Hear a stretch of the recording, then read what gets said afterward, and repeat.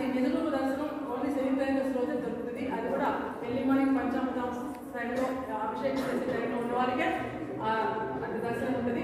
తర్వాత తొమ్మిది వచ్చేస్తారు. ఈ చంద్రశిల వచ్చేసి అమ్మ గోదావరి నుంచి తీసుకొచ్చారు.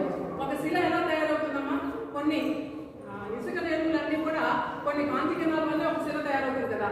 అయితే ఈ శిల వచ్చేసి చంద్రుని యొక్క కాంతి కిరణాలతో ఈ శిల తయారైంది కాబట్టి చంద్రశిల అని అమ్మ నామకరణం చేశారు. అందులో ఈ చంద్రశిలలో చంద్రులు ఎలా అయితే కాంతులు పౌర్ణమి నుంచి అమావాస్యకి, అమావాస్య నుంచి పౌర్ణానికి ఎలా అయితే ఛాయ మారుతూ ఉంటుందో ఈ శిలలో కూడా అలాగే మారుతూ ఉంటుంది.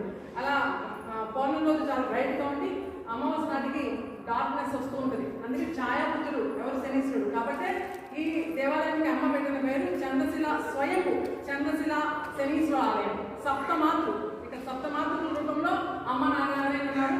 ఈ సప్తమాతృలే అమ్మ నాగనారాయణగా ఇక్కడ అన్ని నిర్వహిస్తూ ఉంటారు. ఈ తర్వాత అష్టభైరవులు కూడా ఉంటారు. మన గోపురంలో రాబోయే టైంలో అష్టభైరవులు నవగ్రహాలతో గోపురం ఉంటుంది. కాబట్టి దేనిది సప్తమాతృ అష్టభైరవ నవగ్రహ స్వయంభు చంద్రశిల శనీశ్వరాలయం. ఇప్పుడు మనకి ఇక్కడ కనిపెట్టిన ఓన్లీ సప్తమాతృలే.